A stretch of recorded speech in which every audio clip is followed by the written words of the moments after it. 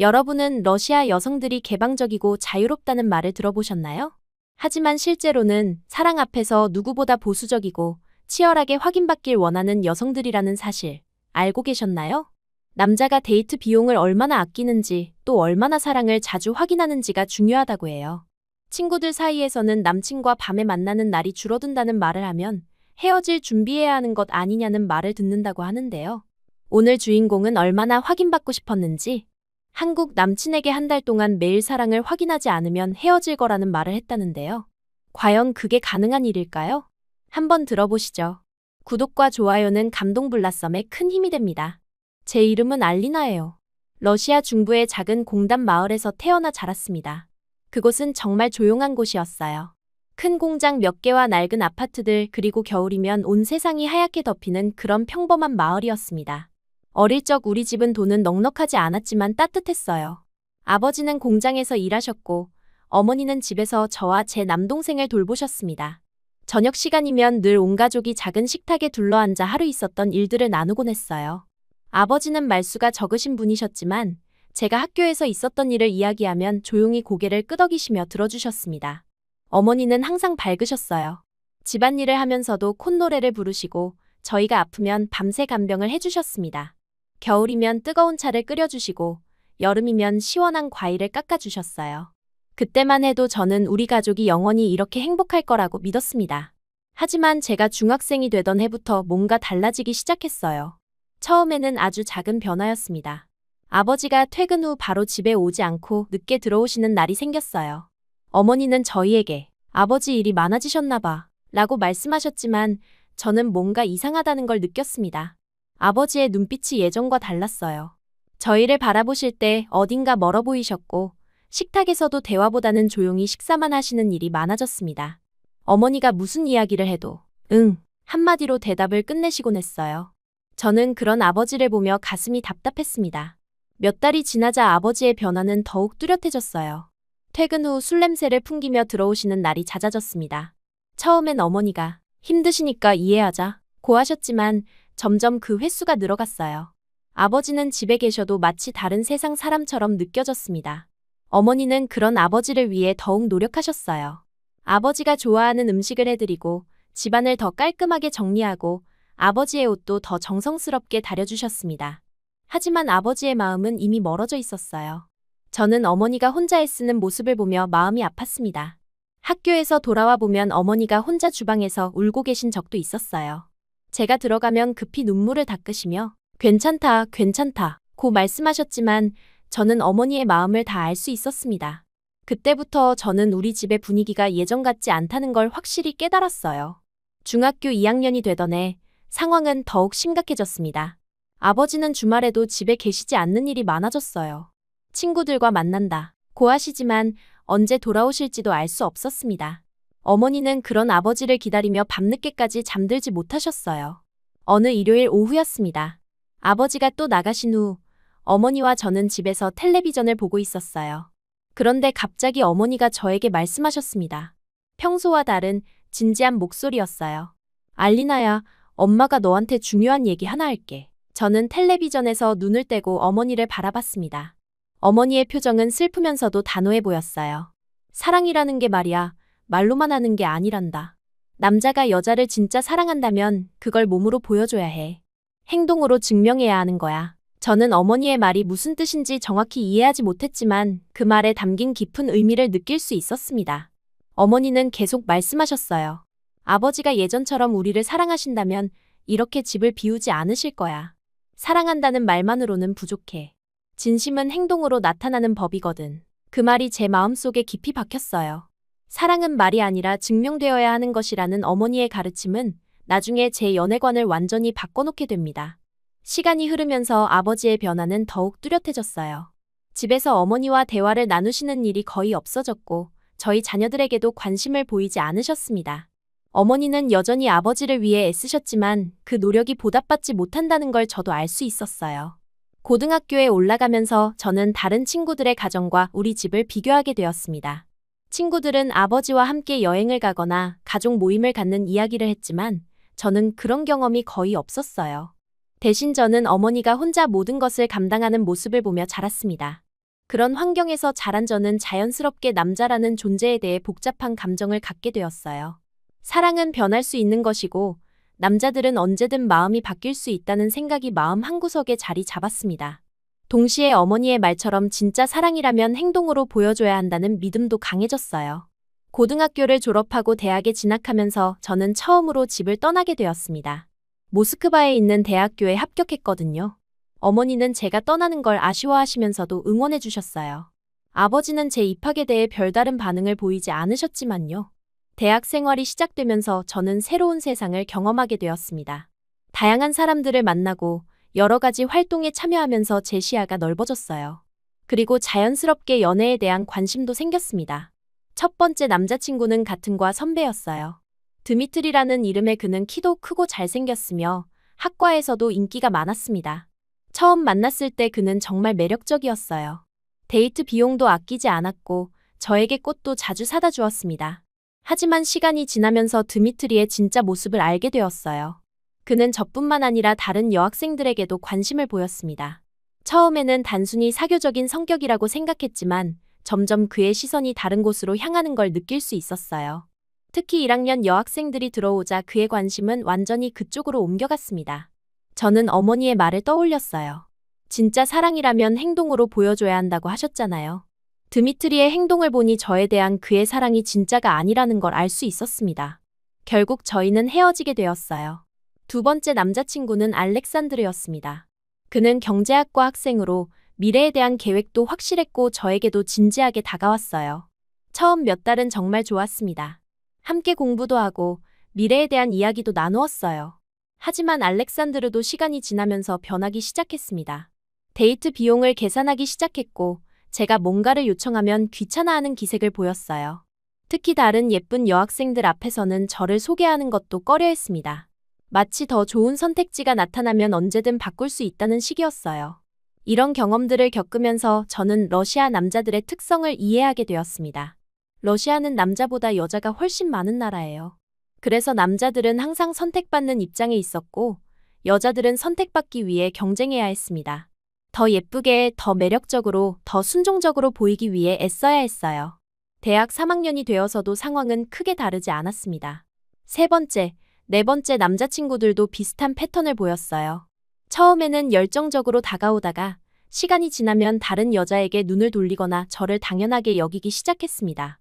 특히 기억에 남는 것은 네 번째 남자친구 이방과의 일이었어요. 그는 제가 만난 남자들 중에서 가장 신사적이었습니다. 항상 문을 열어주고 무거운 것을 들어주고 제 말을 잘 들어주었어요. 저는 이반이 다르다고 생각했습니다. 하지만 6개월 정도 사귄 후 이반의 진짜 모습을 보게 되었어요. 어느 날 그의 핸드폰에서 다른 여자와 주고받은 메시지를 우연히 보게 된 거예요. 그는 저와 사귀면서도 다른 여자들과 연락을 주고받고 있었습니다. 심지어 저에 대해 임시라는 표현까지 썼더라고요. 그 순간 저는 정말 충격을 받았어요. 어머니의 말이 맞았습니다. 사랑은 말이 아니라 행동으로 증명되는 것이었고 이반의 행동은 저를 진심으로 사랑하지 않는다는 걸 보여주었어요. 이런 경험들이 반복되면서 저는 점점 남자라는 존재 자체에 대해 회의적이 되었습니다.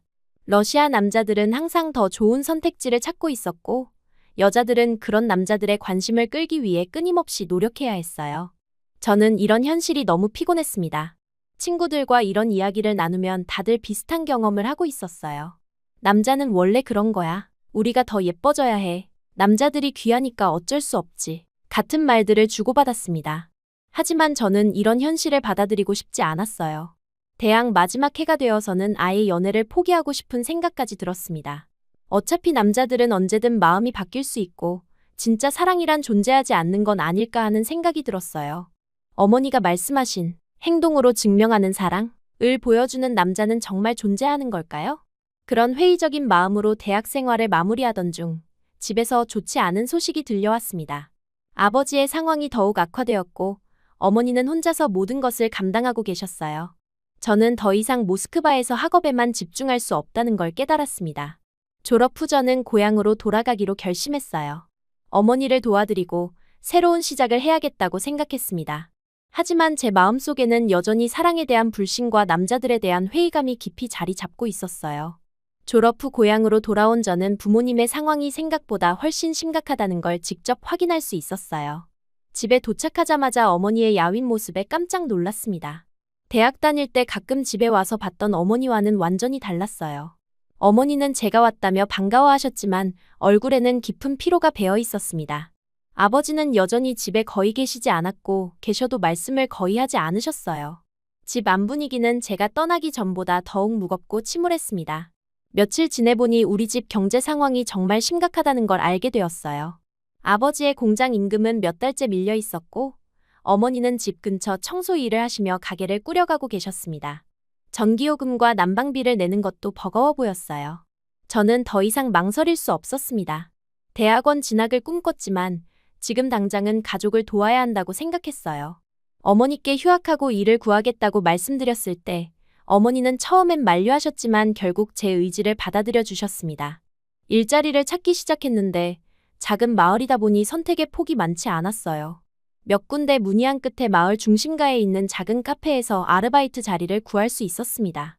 카페 로맨스라는 이름의 그 가게는 지역에서 나름 인기 있는 곳이었어요. 카페 사장님은 중년 여성이셨는데 친절하면서도 일에 대해서는 꽤 까다로우신 분이었습니다. 커피 내리는 법부터 손님 응대까지 하나하나 꼼꼼히 가르쳐 주셨어요. 처음엔 서툴렀지만 일주일 정도 지나니 어느 정도 요령이 생겼습니다. 카페 일은 생각보다 힘들었어요. 아침 일찍 출근해서 저녁 늦게까지 일해야 했고 주말에도 쉴 수 없었습니다. 하지만 집에 도움이 된다는 생각에 열심히 일했어요. 받은 급여로 어머니께 생활비를 드릴 수 있어서 뿌듯했습니다. 한 달 정도 일하던 어느 날 정말 놀라운 일이 일어났어요. 고등학교 시절 친구인 나타샤가 카페에 들어온 겁니다. 그런데 그녀의 모습이 완전히 달라져 있었어요. 나타샤는 고등학교 때 저와 비슷한 처지였습니다.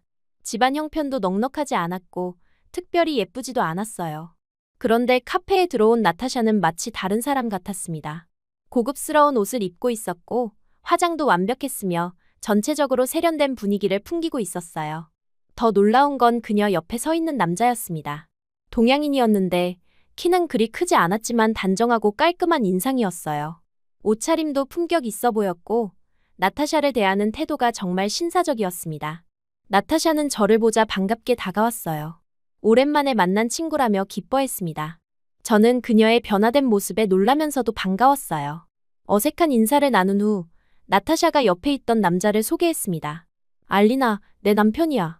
한국 사람이고 이름은 김민수야. 그 말을 들은 순간 저는 정말 충격을 받았어요. 나타샤가 결혼했다는 것도 놀라웠지만 한국 남자와 결혼했다는 사실이 더욱 충격적이었습니다. 김민수 씨는 어색한 러시아어로 인사를 건넸는데 그 모습이 어찌나 정중하던지요. 나타샤는 계속해서 자랑스럽게 말했어요. 한국 남자는 정말 다르더라. 러시아 남자들과는 비교가 안 돼. 그녀의 말에는 확신이 가득했습니다. 저는 그 말이 무슨 뜻인지 정확히 이해하지 못했지만 뭔가 중요한 의미가 있다는 걸 느꼈어요. 두 사람은 커피를 주문하고 잠시 앉아 있었는데 그 시간 동안 저는 김민수 씨의 행동을 유심히 관찰했습니다. 그는 나타샤의 의자를 빼주고 커피를 가져다주고 작은 것 하나하나까지 신경 써주더라고요. 러시아 남자들에게서는 보기 힘든 모습이었어요. 나타샤는 떠나기 전에 저에게 조용히 말했습니다. 알리나, 한국 남자들은 정말 다르더라. 여자를 소중히 여기고 가정을 중요하게 생각해. 러시아에서 이런 남자 만나기 힘들잖아. 그 말이 제 마음속에 깊이 박혔어요. 나타샤가 떠난 후에도 계속 그 말이 맴돌았습니다. 정말 한국 남자들은 다를까요? 제가 지금까지 경험한 러시아 남자들과는 정반대의 모습일까요? 그날 밤 집에 돌아와서도 나타샤의 말을 잊을 수 없었어요. 인터넷으로 한국 문화에 대해 찾아보기 시작했습니다. 한국 드라마와 영화 그리고 한국 남자들에 대한 글들을 읽어봤어요. 물론 모든 게 사실일 수는 없겠지만 확실히 러시아와는 다른 문화인 것 같았습니다. 며칠 후 저는 용기를 내어 국제결혼 중개 사이트에 가입했어요. 처음에는 단순한 호기심이었습니다. 정말 다른 나라 남자들은 어떨까 하는 궁금증 말이에요. 하지만 마음 한편으로는 나타샤처럼 행복한 결혼을 할 수 있을지도 모른다는 희망도 있었습니다. 사이트에 프로필을 올리자 생각보다 많은 연락이 왔어요. 중국, 일본, 한국, 심지어 동남아시아 남자들까지 다양했습니다. 처음에는 설레는 마음으로 몇 명과 연락을 주고받았어요. 첫 번째로 만난 건 중국 남자였습니다. 리웨이라는 이름의 그는 중국에서 사업을 한다고 했어요. 돈이 많다는 걸 강조하며 저에게 비싼 선물을 사주겠다고 했습니다. 하지만 실제로 만나보니 정말 실망스러웠어요. 리웨이는 첫 만남부터 저를 품정하듯 바라봤습니다. 마치 물건을 고르는 것처럼 제 외모를 평가하는 눈빛이었어요. 대화 중에도 러시아 여자는 예쁘다더니 정말 그렇네. 중국에 오면 편하게 살 수 있어. 같은 말만 반복했습니다. 저를 하나의 인격체로 보는 게 아니라 소유물로 보는 것 같았어요. 더 충격적인 건 식사 도중 그가 한 말이었습니다. 결혼하면 중국어 배워야 하고 우리 부모님께 효도해야 해. 러시아 가족과는 연락 끊는 게 좋겠어. 저는 그 말을 듣고 바로 자리를 떠났습니다. 두 번째로 만난 일본 남자도 비슷했어요. 히로시라는 50대 남성이었는데 나이 차이가 많이 나는 것도 문제였지만 더 큰 문제는 그의 태도였습니다. 자신이 일본에서 안정적인 직장을 가지고 있으니 저는 그저 따라오기만 하면 된다는 식이었어요. 히로시는 계속해서 일본의 좋은 점들을 나열하며 저를 설득하려 했습니다. 하지만 그 과정에서 러시아를 무시하는 발언들을 서슴없이 했어요. 러시아는 경제가 안 좋으니까 일본에서 살면 훨씬 나을 거야. 같은 말들이었습니다. 저는 점점 불쾌해졌어요. 가장 결정적인 순간은 히로시가 제게 일본 가면 내 말만 들으면 돼. 복잡하게 생각하지 말고 라고 말했을 때였습니다. 마치 저를 생각할 줄 모르는 존재로 취급하는 것 같았어요. 그날도 저는 일찍 자리를 떠났습니다. 이런 경험들이 반복되면서 저는 점점 실망하기 시작했어요. 나타샤가 말한 다른 나라 남자들도 결국 러시아 남자들과 크게 다르지 않은 것 같았습니다. 어쩌면 남자들은 어느 나라든 비슷한 건 아닐까 하는 생각이 들었어요. 그런 회의적인 마음으로 며칠을 보내던 중 카페에서 흥미로운 광경을 목격하게 되었습니다. 매일 같은 시간에 오는 동양인 남자가 한 명 있었어요. 조용히 커피 한 잔을 주문하고 구석자리에 앉아서 책을 읽거나 노트북으로 일을 하는 모습이었습니다. 처음에는 별로 신경 쓰지 않았는데 며칠 지켜보니 재미있는 일들이 벌어지고 있었어요. 러시아 여성 손님들이 그 남자에게 자꾸 말을 걸려고 하는 거였습니다. 어떤 여자는 일부러 그 테이블 근처에 앉아서 시선을 보내고 어떤 여자는 직접 다가가서 대화를 시도하기도 했습니다.